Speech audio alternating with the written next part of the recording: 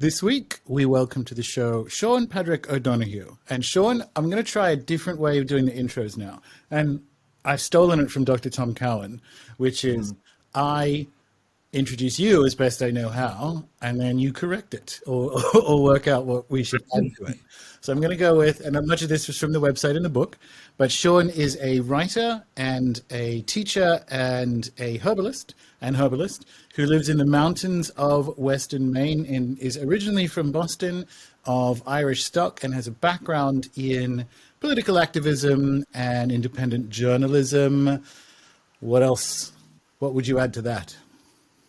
I'm also an initiated priest in two pagan traditions, and not from Boston proper. I grew up a bit north of Boston, Okay. but Boston area, yeah. All right. All right.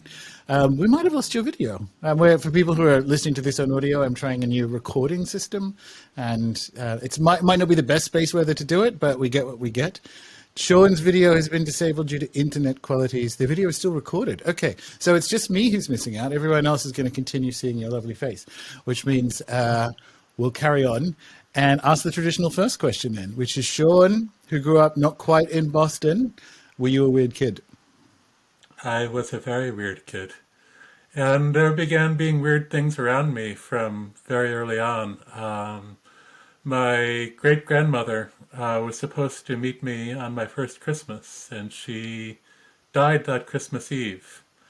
And my mother saw her several months later move my crib across the room. So she showed up for that meeting, and her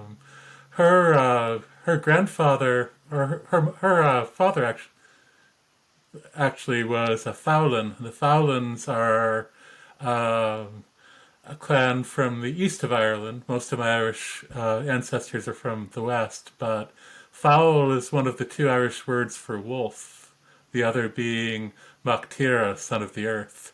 And the Fowlins were once upon a time shape-shifting werewolf warriors who defended the wild and the poor. So there's something there. But I spoke very early, and as soon as I began speaking and reading and engaging with the world, I tended to be fairly precocious. I wanted to have conversations with adults about politics and history on a regular basis, which they sometimes found a sort of amusing parlor trick and sometimes were moderately annoyed by. And I also grew up with a very strong sense. I didn't know in childhood that I was autistic, and although I was sent to many specialists to try to diagnose what was going on with me because Hans Asperger's work hadn't yet been translated from German, nobody could quite figure out how to put together the puzzle of the one who could recount history but couldn't tie his shoes. Mm-hmm. And from a very early age, I had a strong sense that I was a changeling, even before I quite knew what that was. And when I finally pulled Yeats off my mother's bookshelf at 8 years old and read The Stolen Child, suddenly I thought, aha, there it is. But I was always waiting for my people to come find me. I also had a very early sense of how ritual technology operated. When I grew up Catholic and we would go to Mass, I would be very concerned about the people who left Mass before the priest said that the Mass had ended, because I understood we were in a liminal space and that what was happening within that liminal space was important, and that one shouldn't go out into the world as though simply exiting a building when engaging in ritual.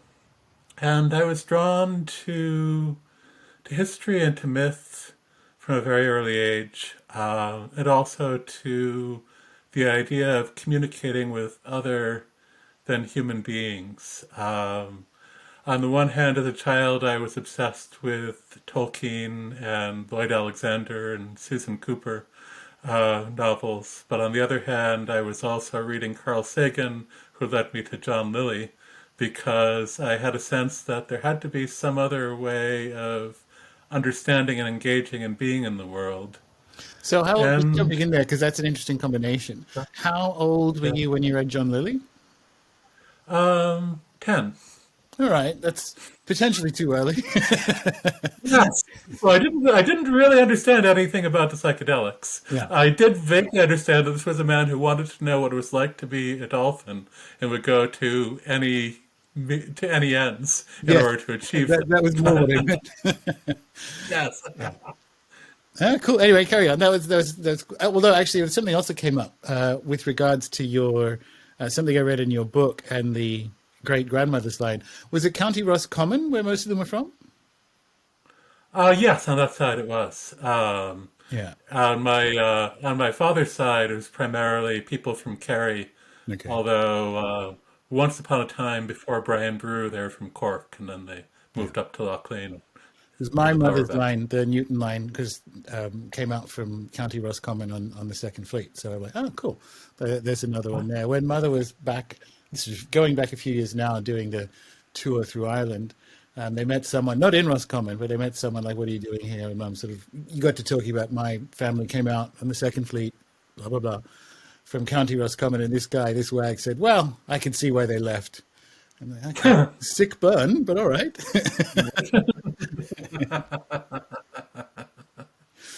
Anyway, I just wanted to mention that because it came up in the book. I'm like, oh yeah, I'll tell him the sick burn on his homeland that my mother was also given as well. Right. Well, we never learned much about those Irish ancestors. My father was much closer to the Irish culture than my mother is. But the ones on but those Fallons did pass down the site, so that so that was somewhat in the air. But it was on my dad's side where his grandfather left at 21 with a price on his head, and his grandmother never spoke a word of English, even though only her oldest son could speak Irish. That was the side where there was the stronger memory and connection with the homeland. Cool, cool. Anyway, back to reading Lord of the Rings or Tolkien in general and John Lilly at the same time. Yes. And mostly I understood that the culture around me made no sense. I had a very early understanding of the nuclear threat, which obsessed me throughout childhood. And I remember at 6 years old first learning of endangered species and beginning to understand that we were entering a time of great extinction and mourning that profoundly. And nothing in suburban Massachusetts of the 1980s made any sense to me. So whether I was reaching for another world in the Celtic metaphysical sense, or whether I was looking toward communication with other forms of intelligence, it seemed to me there had to be something else that would somehow potentially make sense. And I also spent a lot of time in the swamp behind my house where the skunk cabbage lived, and I would often have a very profound sense of other presences, shimmering presences just outside my peripheral vision, and of the life in that forest long before I understood exactly what beings were speaking to me. Yeah, I can appreciate the childhood where things don't make sense. Suburban regional Australia has a similar colonial dissociation. So either I wasn't supposed to be here, or was true, but also how either when all, as in white people, all aren't supposed to be here, or if we are, we're not supposed to be here like this. Like Right. it didn't make sense how we lived, how we Yes. lived, where we lived. It was and it felt very shallow because it was, but like it literally felt unrooted. Like the houses would blow away. Like wasn't right. And obviously, as a kid, that's all you've got. You're like you don't find decolonial politics until you go to the wrong sort of colleges. But as a kid, Right. like this doesn't feel right. Yeah. Something here is wrong. One of us, probably me, but maybe not just me, is wrong with what's going on here. Right. So what was it for you after that? Because actually, if that was your first intimation of not being able to necessarily put words on beings in the more than human world, what we're going to talk about today is animist herbalism. So we'll probably run through some definitions because you are the author of a book that I'm going to show that no one can get till next year anyway, because it's currently in transit to Inner Traditions to be published. But it's called The Forest Reminds Us Who We Are, and for people who are listening to this, we will absolutely let everyone know when it is available. But it's essentially, so I was trying to think about how we can't do a show about the book exactly because people can't get it yet. But we can do a show about how like the disciplines that get you to the book. And I think animist herbalism is a good one because it can kind of bring us through your story of how you get to it. And then we can have some, I think, important discussions around definitions and what is meant by different terms. And not just like animist herbalism, but of course we'll get to that, but like plants and beings and so on. So I guess like the way in would be something like, because there's the Ella campaign story in there, which I want to get to. But tell us, what do you consider to be your first high fidelity interaction with a plant being? In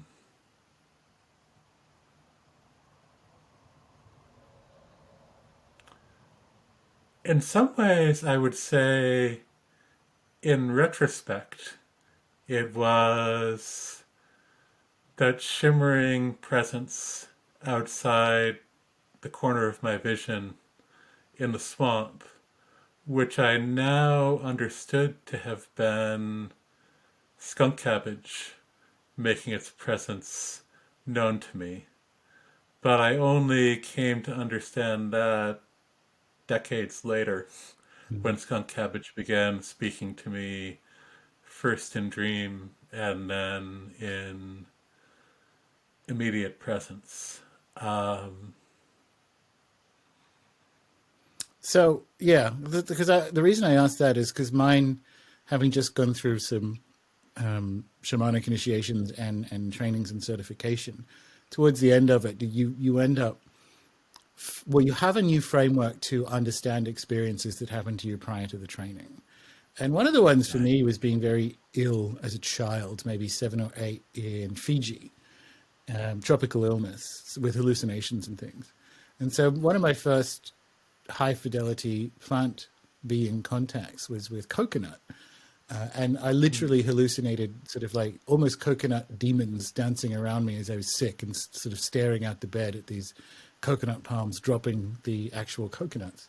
And I'm like, oh, wow, because it's actually been, even before it was fashionable, and it kind of isn't now, but it's actually been a culinary obsession of mine forever, right? In any way. And it was just kind of interesting that when we'll talk about frameworks of coming into relation with plant beings later on in the show, but I'm interested in, with the benefit of hindsight, are there any in your life like skunk cabbage that showed up outside of a context of like herbalism that actually just demonstrated their agentic capacity anyway, right? So that's a good one. The skunk cabbage one, I think, is a good one. Because going from that kid who read John Lillian Tolkien and so on, and ending up being, amongst other things, a herbalist. Was that always the trajectory, or how did you go from being that sort of early teens to ending up in herbalism? What were the parts in between? It's quite a different trajectory. In fact, not at all where I would have expected to end up. Through up into high school, I was initially going to go into astronomy or marine biology. And then when I discovered that mathematics was involved in science, and now that I look back, I feel like I was always the kid who got the mathematical theory before anybody else in the room did. But then when I was told, shut up with your questions about the reasons and just follow the steps, I wouldn't be able to do the sequential steps properly. And so I always thought of myself as bad at mathematics, but I think that had I been taught the theory first and then the reasons for the steps in the context of the theory, I would have been good at it. But anyway, it was a barrier to going into the sciences. And at the same time, activism was a very strong call. A lot of my political awakening came in my teenage years under the influence, on the one hand, of elderly Quakers and Unitarians, and on the other hand, of someone who's still a good friend who was a few years older and had just been kicked out of university for a building takeover in a building that was involved in biological weapons research. So I had these living human influences, and also a lot of time reading Noam Chomsky and Murray Bookchin. And so got involved in the activist world very early. In university, studied English and creative writing. Thought I would eventually go on to be an English professor, but got uh, waylaid by becoming a revolutionary bureaucrat. And I didn't really understand that a career as a political organizer didn't make any sense for somebody who had very little social inclination and was very bad at organizing tasks and executive function sorts of things. Nevertheless, I could communicate a vision well enough that I managed to stay in that world for quite some time until things really began breaking down. And my first step away was a step back towards Catholicism, towards the prophetic wing of the Catholic left, where I had some truly amazing mentors, among them the late Philip Berrigan, who was a very complex man. He was a devout Catholic, but he also had a holographic theory of the universe. It understood political direct action as ritual magic that had consequences that echoed everywhere. So in disarming a single weapon system, you were disarming all weapons. Well, that's also holographic. So I guess you had a holographic direct action thing because in a hologram, each Absolutely. piece contains the whole. So, I mean, I agree with that. I think Yeah, that's quite good. yeah. And then that began to break down for me with the metaphysics of it and the theology of it, where I started questioning the whole economy, the whole mystical economy of suffering. The idea that there is this all-loving, omnipotent, omniscient God who, if we were all just willing to voluntarily put ourselves under horrific conditions a bit more, would send his son to fix everything at the end of time. We were reading a text called Marx and the Bible in a study group I was in that was talking about the second coming as the arrival of perfect justice. And when I started asking questions about that, Phil told me to go pray. And he said that his favorite prayer was, I believe, help me in my unbelief. I did go pray. On my way to go pray, somebody gave me 8 drops of liquid acid. And there was a fire in the wood stove, and it was almost in bulk. And I ended up having a vision of Bridget, who told me there was a different way of being a priest. So So one layer began to. was that your first psychedelic experience? No, my first psychedelic experience was actually my sophomore year in college. Fasting for a day and then going with a friend after eating mushrooms into the woods. And it was interesting. This was 1993. And the year is significant because one of the first things that I experienced was I briefly shapeshifted into a deer Hmm. and was nibbling on the tips of branches, and then suddenly the brown four-legged body became my body again, and I stopped nibbling on the branches. But then I had this vision of of the roots of the plants and the trees all woven together and speaking to each other. And so, of course, this was a vision of the mycorrhizal network. And for years I thought, well, if only I'd known more science at the time, I would have known that. But of course, what I didn't realize was that was the very point when when Suzanne Simard was having her insights, Hmm. influenced in part by indigenous understandings, but in part by direct observation about the existence of the mycorrhizal network and gathering the data that would become the first papers. So it was that tapping into an emergent understanding. Yeah, very cool. Uh, Jumping back to Bridget, because that's interesting to me yeah, as a being that can potentially par excellence literally bridge the invite you into a reframing or different framework, because obviously Bridget is right. both a saint and a being that predates it. So, did she appear saint-like? Because it's a kind of, speaking of holograms, it's an interesting being to approach, and has faces that can face out depending on what you need to Right. see.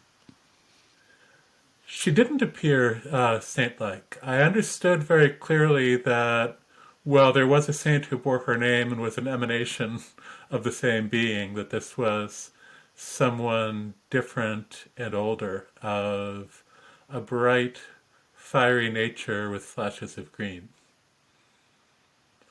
Yeah, fair enough. And was that kind of it?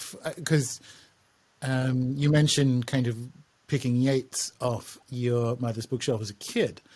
Right. After that, was there a sort of nascent awareness that, yeah, I mean, Catholicism's in your ancestry as well, obviously, but is it kind of like, okay, part of this outward journey is also an inward and ancestral one? Did it kind of go that way next? It did, with some bit of delay. So, working with Bridget and her telling me there's a different way of being a priest, um, I began to integrate some different relation and some different understanding. And I also, because I didn't know other pagans, I didn't know that I was supposed to treat this as metaphor. Just like when I became an herbalist, I didn't know that so many people were speaking metaphorically when they talked about speaking with plants. Yeah. Um, and so there's an advantage in not knowing these things. Um, but for a few years, I sort of plugged along with continuing to try to be an activist in the old ways, but simply without the same degree of hope, and without a metaphysics that told me that there was a way to bridge into another way of being. And then several years later, I was very ill. My asthma was getting worse. My depression was getting worse. I was 320 pounds and 1 point on the test away from being diagnosed as diabetic. And nothing I was doing in my political life made sense.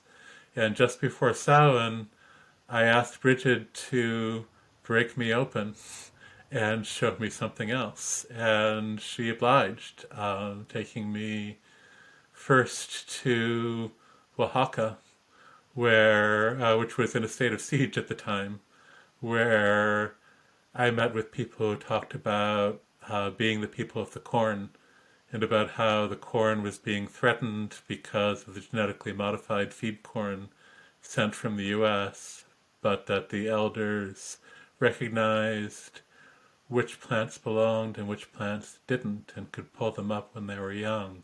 And my talking self at that point thought, I wish that were true. Hmm. And the rest of me knew that it was. And I felt that dissonance, that I stayed with that dissonance. And then arriving back in Boston, I, for some reason, thought it was a good idea to go to a dinner party, which is not a good idea for me under the best of circumstances. But after a while of people asking me how my vacation was when I had been interviewing people and hiding and documenting Yeah. them about Yeah. about military I've repression. had better ones. Yeah. Right.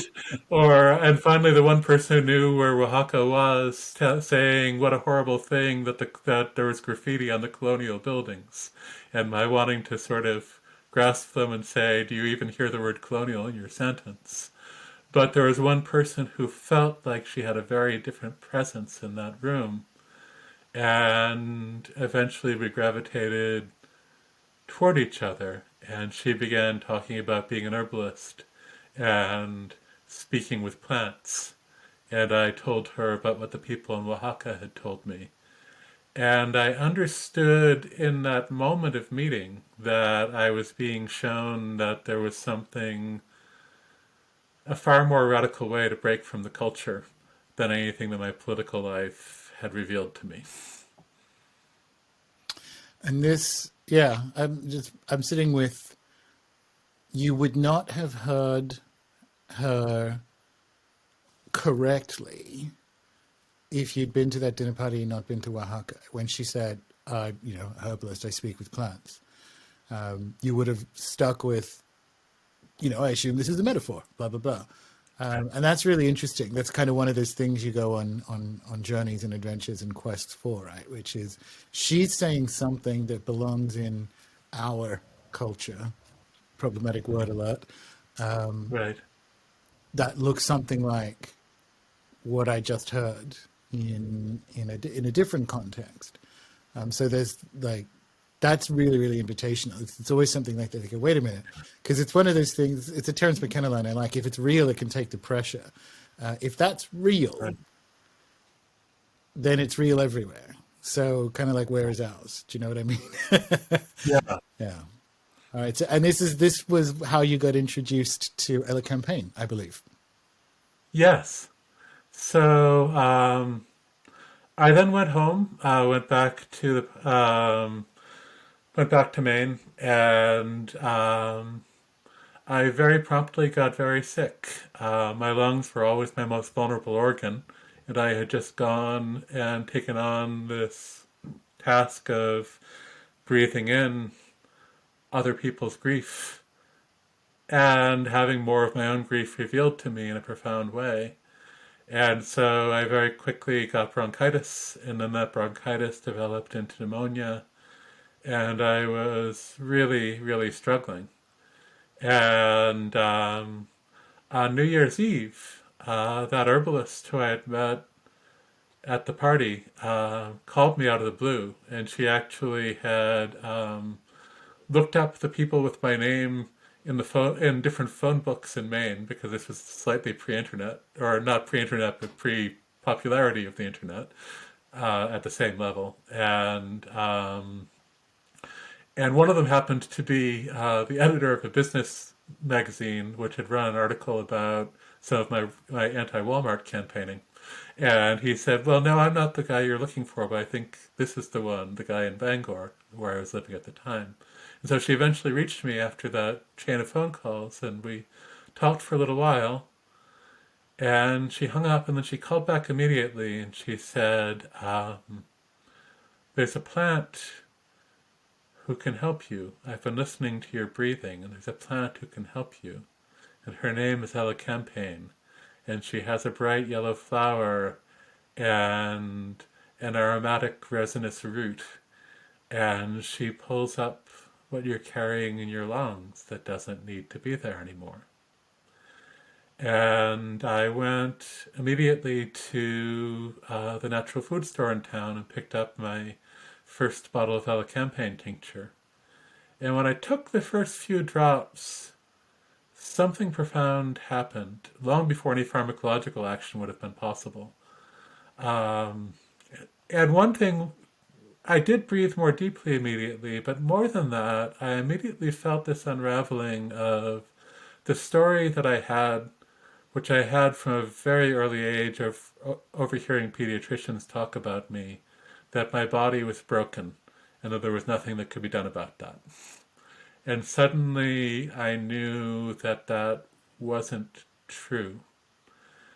And even though I was still sick, I found myself breathing more deeply than I had in years. And I went out with my dog to the forest and was started breathing in the exhalations of the spruces and the firs and the pines, and understanding that they were speaking to me.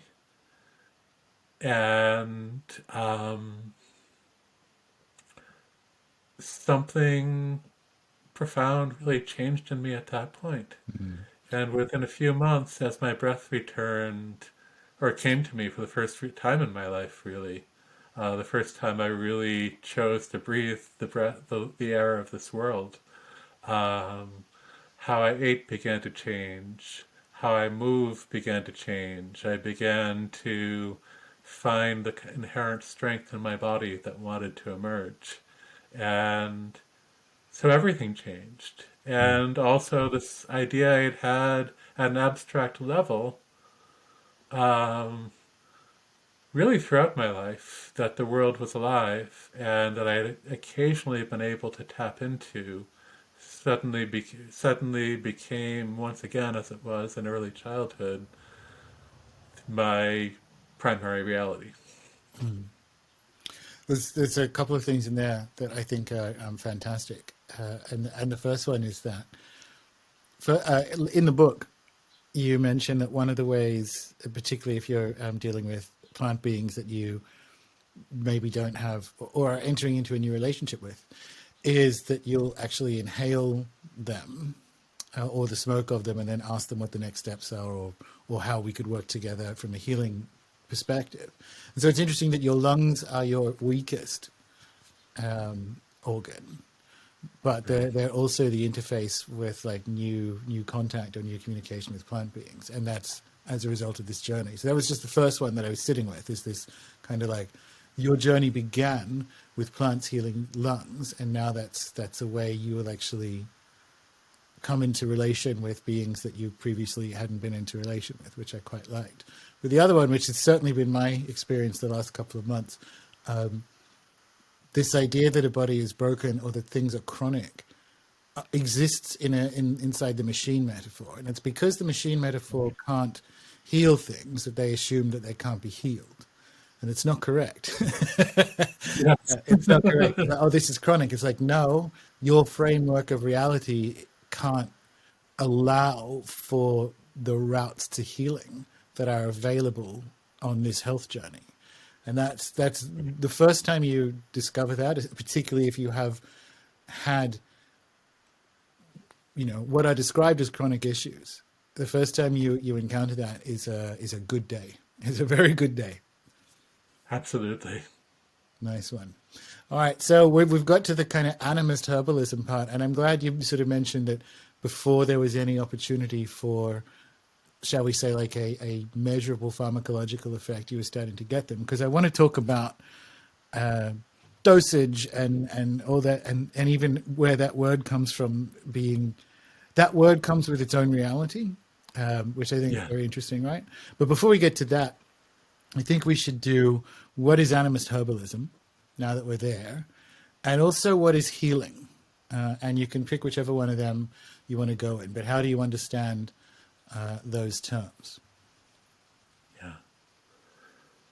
So, animist herbalism for me is the understanding that we are living beings woven in a web of relation with all of life, and that plants are living beings as well. They are our kin, they are our ancestors. Um, while just as we sometimes offer our bodies up in different ways to each other in service, sometimes a plant will offer up its body to help us or to connect with us. It's not an object to be used. And that while, yes, we can measure the presence of particular molecules in an average specimen of a plant and assign them particular actions based on what we observe from working with that isolated constituent, um, that the production and release of those molecules is a part of their process of consciousness, their process of experiencing the world, just as our biochemistry changes with our experience, and that engaging with them is engaging in conversation with another embodied being about how to be alive in this world. And that's a conversation that can take place on a chemical level, that can take place on a sensory level, that can take place on an electromagnetic level, possibly with both the felt presence of the field generated by the other being, as well as with the particular electromagnetic signature of the molecule. And I do think molecules are entities as well. And it can take place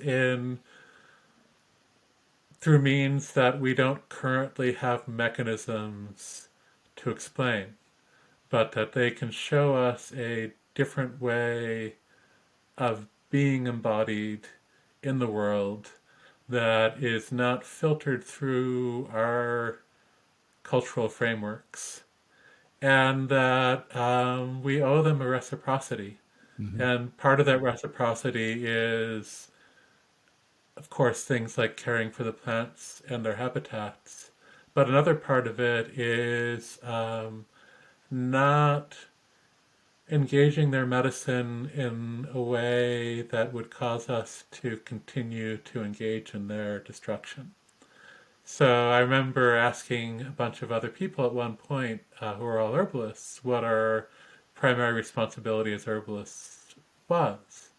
And, there's this, it's one of those things that we tend to repeat without examining it, and that I certainly had repeated without examining it myself before, which was, oh, well, our purpose is to help the person to achieve the change in health they want to achieve in the best way possible. And then I raised the question, well, what if the person coming to you is a lobbyist for the oil industry, and they are having a hard time at work because they're not sleeping enough.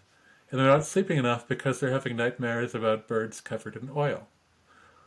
Is your responsibility to help them stop having those nightmares? And I would say no. And especially it would be irresponsible to ask a plant whose life will be potentially threatened by the work that person is doing to engage in continuing to help them doing that work. That the work of an herbalist is to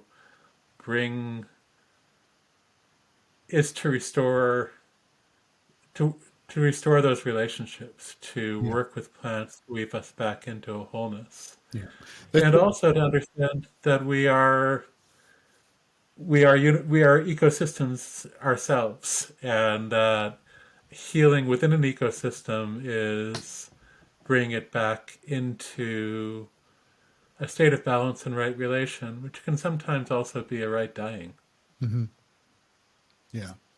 I'm interested in that question that you posed, the hypothetical about a oil industry lobbyist, because it gets to the definition of healing, right? So the energy medicine training I just went through, Alberto says, and this kind of I sort of brought this up last year as well, as we were getting trapped in this current biopolitical nightmare, that Western medicine is a battlefield medicine that is more interested in patching you up and sending you back out to do more capitalism, right? It's like, oh, I'm a bit depressed.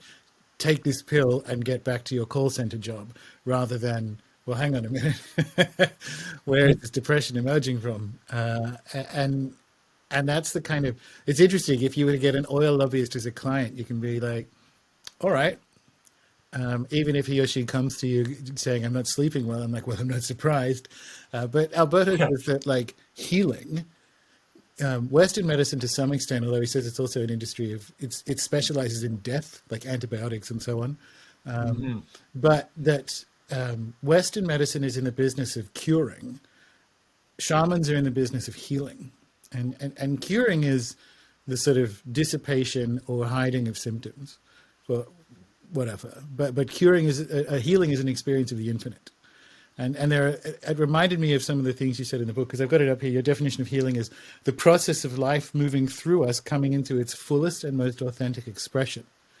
So if that hypothetical oil industry lobbyist comes to you for healing, you can be like, all right, this is what healing is to me. And are you, is that a journey that feels right for you now? Because by the end of it, I don't imagine you'll be an oil industry lobbyist. And Right. that's a really good point, right? Because then it gets to the, well, what even am a herbalist at that juncture? Yeah. Nice. Because I want to come back to it. The flow model is very interesting to me, right? So a battlefield medicine model focuses on molecules and fixed states. So the universe is complete, and it's made of molecules, and the interventions are molecular and mechanical to reorganize existing molecules. But an animist model is a flow model, so it's a model not of dots but of lines. And like again in the book, Animist Herbalism seeks to remove obstacles to the flow of life through us and to nourish that flow until the matter and energy contained within us yearn for dissolution. So it is a way of being in the world, which is a community of beings that optimizes flow. Does that sound right? Absolutely. Yes. I like it. I like it. I like that idea of where you situate, because at that point you like, what is a herbalist then, sitting with the hypothetical oil industry person? It is something like a shaman. It is an ambassador or diplomat, whatever those kind of functionary roles is, that lives in both worlds, which is shamanic, but in particular mediates between both, and especially for the prevention of war, Right. especially for the prevention of destruction of one or the other. Yes, absolutely. Nice. Yeah. And, Grandfather Peyote told me once that we were all rocks and water set into motion by a strike by lightning strike.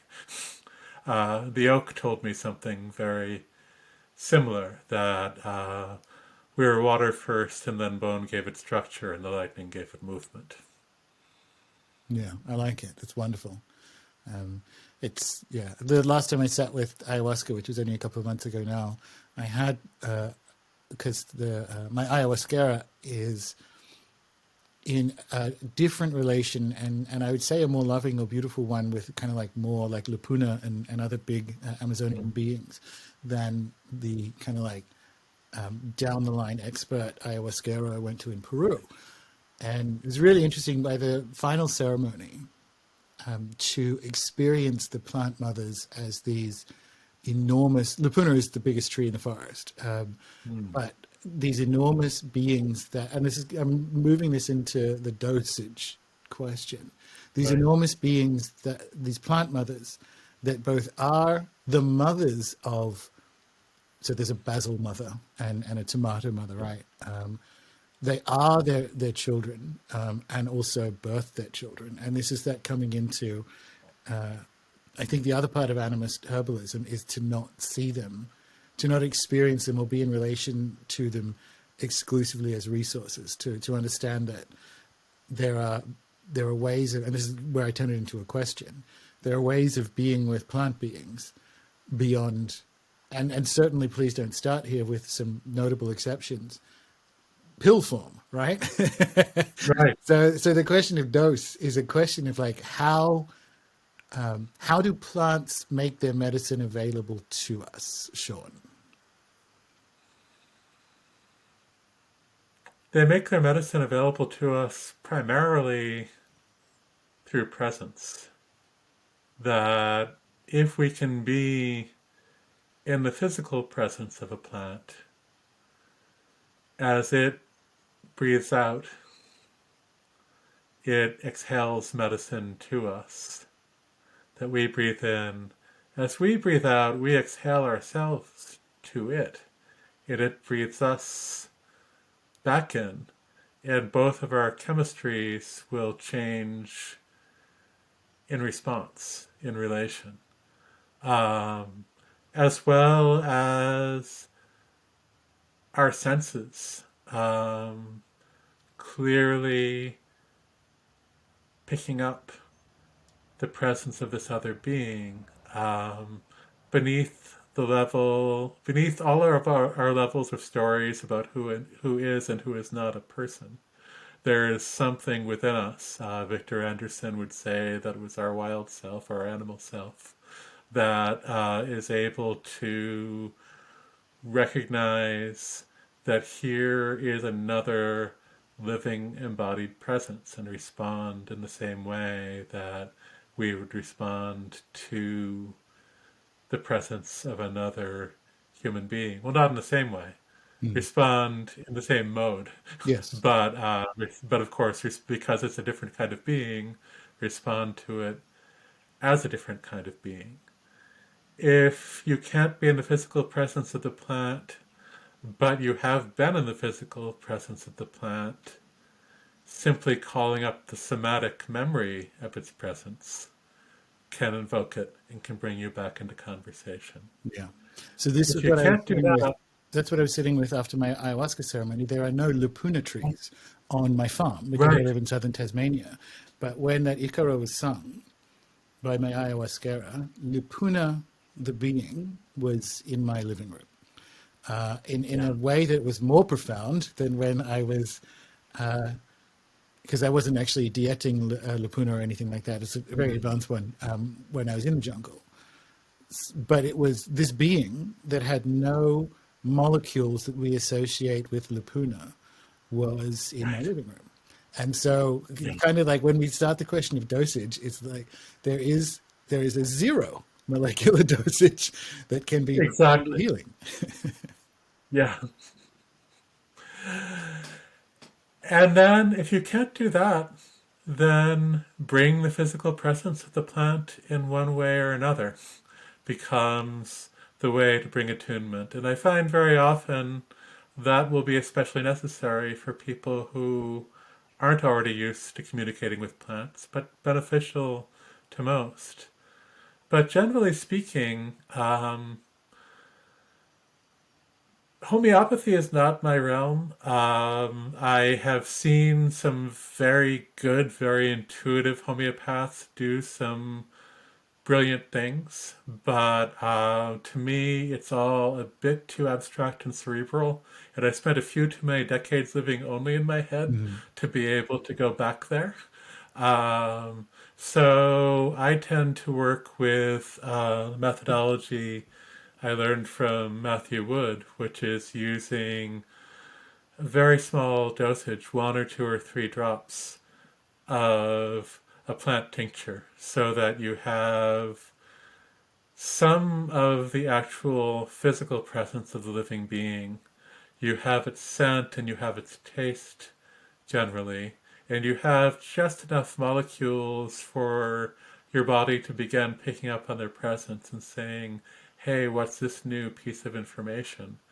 But you're not forcing it directly into a particular response. Mm. There are times I'll go with massive doses of things when there's an acute situation that we really need to remedy, and I'm approaching it a bit more the way a Western doctor would, Yeah. because sometimes that's just necessary to stabilize I was and sitting plants with that, love right? on Because I don't think there's that. that many of them, but I was thinking like, well, what are the times you have to get a plant being to behave in a machine metaphor? And I've come up with like turmeric for like inflammation, acute inflammation. You actually need to drop into a mechanical model, and arguably garlic, the same thing. I don't think bacterial infection is the right description for things like colds, but Yeah, right. regardless, if you need to intervene urgently on a microbiomal level, it is a volume game, and I think there's sort of Yeah. inflammation and that kind of stuff. But it's funny that because I think this is fascinating.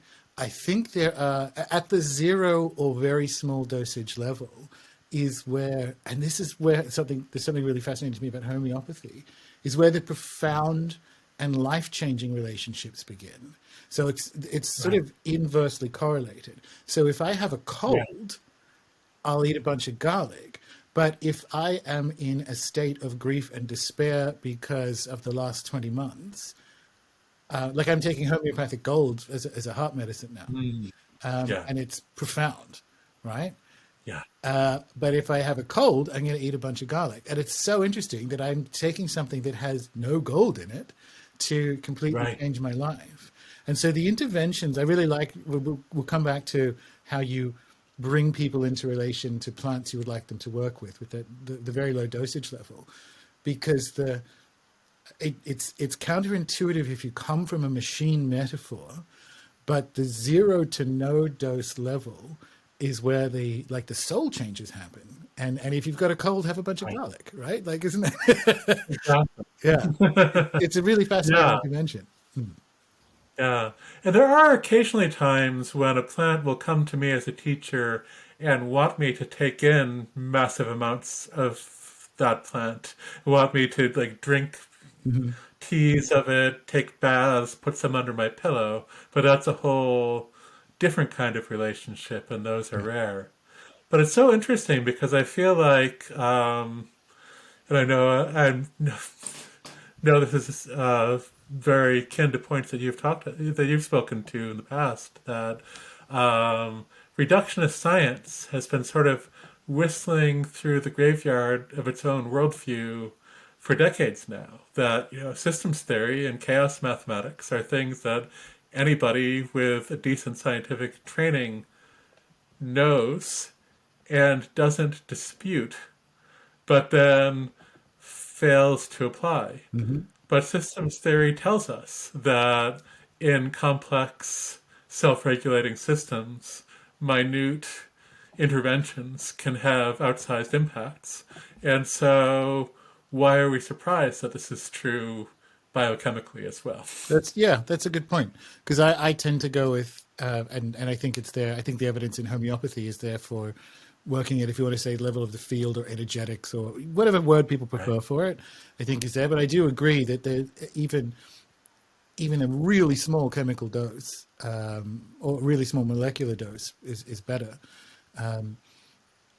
Why would we, again, chaos theory, systems theory, why would that not be the case? And part of it is people don't like to live in a world where you machine people don't like to live in a world where you don't know everything that's going on, where you don't know every Right. component of a system. But especially in the 21st century, in a big data era, there is a method of thinking with complexity, which looks very much like indigenous modes of thought. In fact, it is, that you don't actually need to know, and you can't know every component part of a microbiome to understand how to, if not intervene, adjust flow and relationality, right? And because even the word Right. intervene is sometimes too violent when you're when you're at the low dose transformation kind of level. And I agree. I think we've ended up, science has walked itself into magic and refuses to admit it. But that's cool. That's what the Right. reviews are for. Yeah. Yeah. So the small dose thing, I want to talk us through how you bring someone. We can use Ella campaign as an example, but into you have a client and they haven't made, and Vervaine's mentioned in the book, so you could pick either of them. But you have a client who you feel called. Well, you think the best match of plant being and human being might be Ella campaign, and they've never had it before. So what do they do? Right. And it's very interesting that very often I will have the those deepest plant matches begin showing up for me before the session even begins and before I even know what the person's dealing with. The plant will just be in the field. And when I had more opportunity to work with people in person, um, I would bring the person in and sit with them. And, I love Oliver Sacks said that the only relevant diagnostic questions were who are you and how do you be? And so sometimes people would need for me to hear the story of their medical Mm-hmm. diagnosis. And I can speak enough medical language to understand what they're talking about and can go with that for a little while in order to weave a shared reality. Yeah. But ultimately, what I'm really observing is the person's presence. How does it feel to me to be in their presence? What's the quality of light emerging from their eyes? Stephen Buhner has a beautiful turn of phrase where he talks about the people whose eyes have the luminosity of an old growth forest. And I feel like when I'm beginning to be in a person's presence, I can begin to understand, okay, what is the biome outside this person that mirrors their internal landscape? What is the quality of light in that world? How is the light from their eyes similar or different from that? And I let them speak their story of how they came there, and I ask them what it is they want to shift. And as they describe what they want to shift, I ask them to go back to the last time they experienced that and to call up the sensations in their body and to describe those sensations as best they can. And as they do, I find myself running through my somatic memory of the plants I've taken into my body. And I will never put a plant into somebody else's body that hasn't been in my own body, no matter how well I think I understand the research about it. Um, and I sort of run through that somatic library of, okay, what's going to shift things in the direction that they're seeking. And when I was working with somebody in person, I would then give them a single drop of the tincture and ask them to be present with it and to notice what was shifting for them. And very often people would be a bit timid with that at first and Yeah. think that they weren't getting anything. But usually you could then get them to say, well, it probably doesn't mean anything, but, Yeah. or I didn't notice much, Yeah. but. And then they would come through with something that was precisely right on with what we know of the medicine of the plant. And I would bring that reaffirmation. Um, I, Between the pandemic and living in a rural place, I've now have to do most of my work over distance. But I've found that I still walk through that same somatic process, but then instead of having the person taste the plant, I describe my somatic sense of that plant while conjuring it in my own body, and then ask them how that feels. And most of the time, people are able to give a pretty coherent answer to that, and it works almost as well.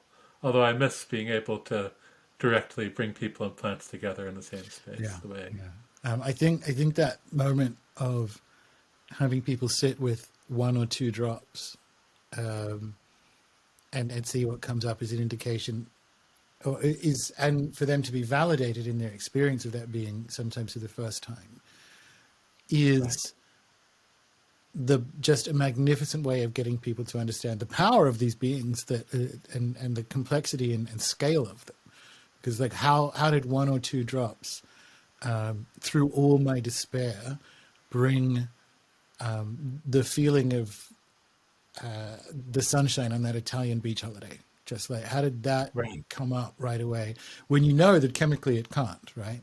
But Right. to have the body begin to interact with, it's always like tricking them into allowing it to be molecular, but sort of not, Yeah. because it does seem to happen instantly. The other one I'm working with at the moment is Strophanthus, and the way you dose that Mm-hmm. is that you keep it on the tongue for as long as possible.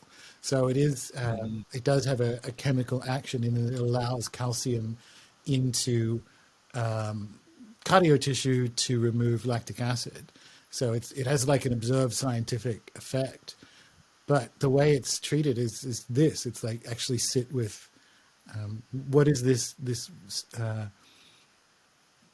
what is this African flower bringing you?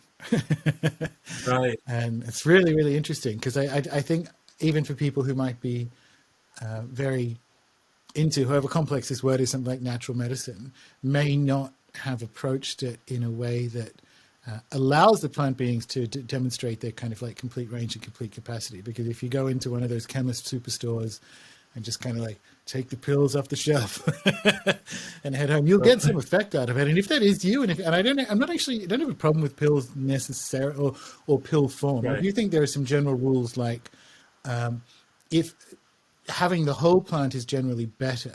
So turmeric rather than curcumin. And so Right. even if you are taking it in pill forms, it's not necessarily the pills, but even in that case, take a moment to be with the being that is there dehydrated in plant form. And because we have that better living through chemistry idea, even if we're trying to step outside of it. So you'll walk in and go, well, what's the active ingredient in turmeric for inflammation? Well, that's the wrong question because there are studies of curcumin, but it may also be other things that are contributing and so on. And it's just like a best practice to stay with the whole being as much as possible, even if you're not. Because here's a weird one. If your dose is 0, so if you're actually just with the full being of the plant, you are you can't, I mean, you can. Let's say you're sitting with turmeric as a being rather than ingesting it as a tablet. It's interesting. You're getting the whole being on the level of spirit anyway. So I'm very interested in what in the conversation around dosage and human bodies and plant bodies and so on, because it is fundamentally different inside, let's call it animist herbalism, than it is than you might find in kind of like the wider field of natural health. Right. Yes. And I think that if most people in the dominant culture weren't spending most of their lives entirely in the simulacrum, the instances where we needed to actually bring the bodies of plants into the bodies of people would be rare. But given that most people are having this constant disembodied experience, I think we need the sensory cues sometimes that the presence of some bit of the body of the plant brings in order to get people to not just have their talking self running the show, often while under low-grade degrees of possession, and actually get their embodied animal self back engaged. And that's true. That brings up what you sort of said at the beginning, and I think it's important. I guess another hallmark, and this is just generally best practice. It is best practice to begin learning from a plant or healing with a plant in a way that minimizes impact to it first, right? So this comes back to because we are so disembodied and dissociated in this horrific hell realm that we live in, particularly at the moment, it is a sacrifice for our benefit that they have made their bodies available in physical form for your ingesting, because that's what is needed to break you out of this particular spell, right? But there's a way, and it's almost like that's the messy intervention that is required so that you make yourself available to a cleaner intervention, which again, coming back up that, like, as you dose towards 0, the intervention becomes cleaner and more profound. But it's really important, like, I guess that's the other side of animist herbalism, that there is a trans-species politics. And if you are ingesting these beings, do so with presence and gratitude, because, and maybe not necessarily with the intention, You don't just say, I'm sorry. Don't feel guilt, feel presence and gratitude, Right. right? With the Yeah. awareness that there are other ways of being with it. And if you're not actually at an acute stage, maybe start at the zero dose and move Right. forward. But I feel like that's an important part as well, right? It comes back to existing as a being in a universe of beings, that they're not just there to be pills on our shelf. Right. Absolutely. And sacrifice is an interesting word because, of course, at its root, it means to make sacred. Mm-hmm. And you only need to engage in sacrifice if you don't understand that everything's sacred. Absolutely, absolutely. The plant mother experience the last time on ayahuasca and in the jungle as well, and other beast mothers, that was more in the jungle, makes you aware that these plant mothers are giving you their children. And but that's not necessarily their function, but that's a thing they do in this universe. The thing that's wrong is that we don't acknowledge that. We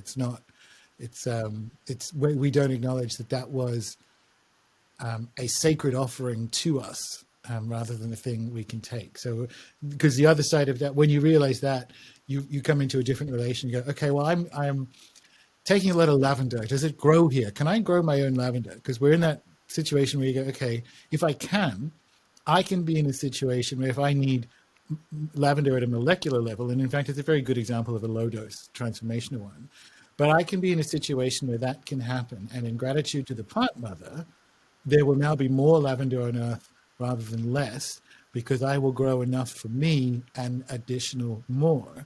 And that's the kind of way, that's the relation you can step into when you realize that you are being gifted this sort of sacrifice, rather than just, again, pills on the shelf. Right. Right.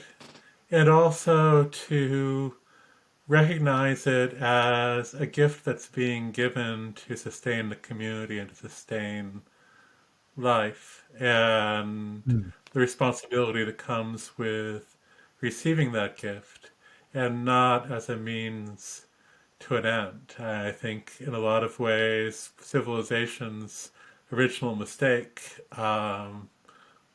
one of civilization's original mistakes was the idea of using sacrifice to gain particular desired ends rather than being part of a continuous flow of life. And I had a really interesting experience a few years ago when I was standing in a grove of oaks, actually a grove of oaks that had been planted by Gwydion Penthrwyn, who died at a very young age, having delved deeply into the myths of sacrificial kings and taken on that mythos a bit too deeply into his person.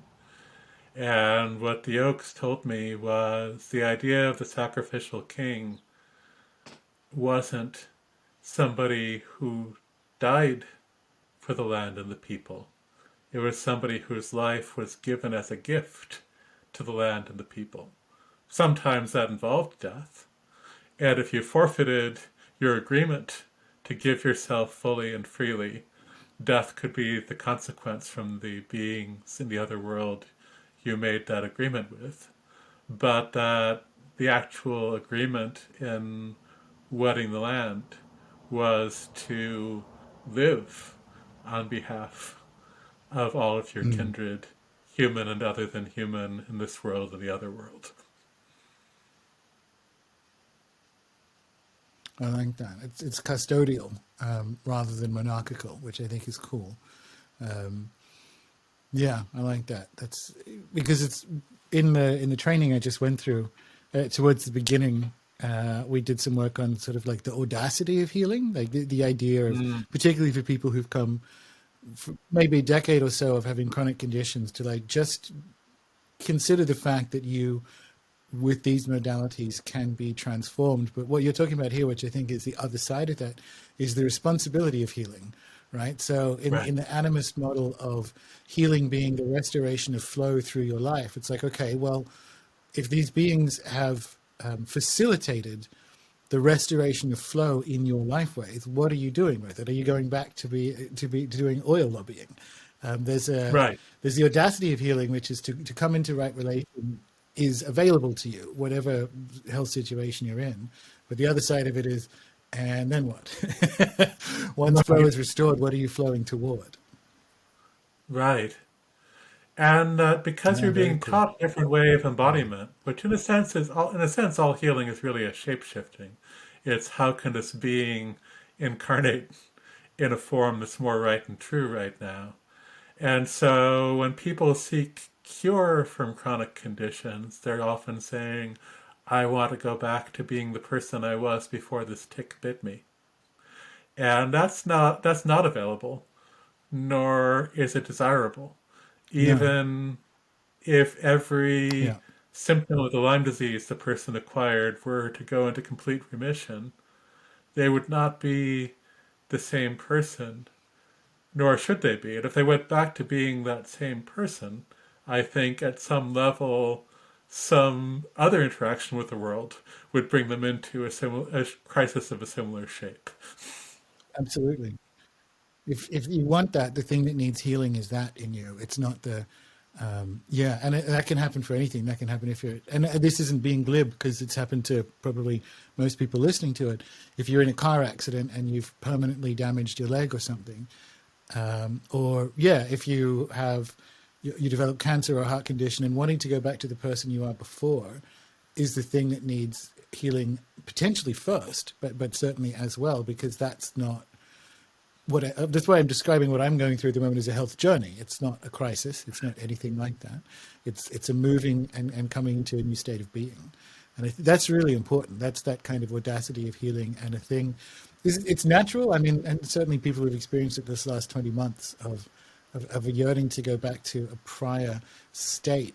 That's pathological, right? That's Right. actually going to impede flow if you are trying to go backwards in time, because yeah, that's real shamanic stuff that I think is really, really wise. That you, part of your healing journey is to be present with the journey and what comes next. And it doesn't mean you're stuck with pain or a chronic condition, but it means you are a different being as a result of that flow. Right. Nice one. Well, sir, we did pretty good talking about a book that isn't out yet, Yeah. and talking around it. There's most of the book we managed to keep for potentially later, which is good. But I've had a really good chat. I absolutely love this kind of stuff, and I think the time is now for it, for an understanding of health as relationality and communality and so on. So it's been a really, really good chat. And for people who want to know more about yourself and where they can find you and what you got going on, et cetera, lay it on us. Yes. Well, my website is otherworldwell.com, a reference to the well from which all the waters of the world have their source in Irish cosmology.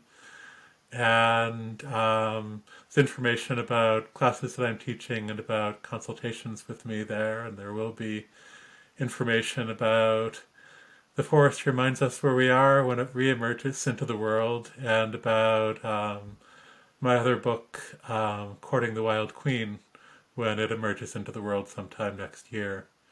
And then I also teach classes online through the Matthew Wood Institute of Herbalism, where the class that's finished, but the people can still go back and partake in by video, that Matthew and I co-taught, was on holistic pharmacology for herbalists and what happens when we treat molecules as having a spiritual presence.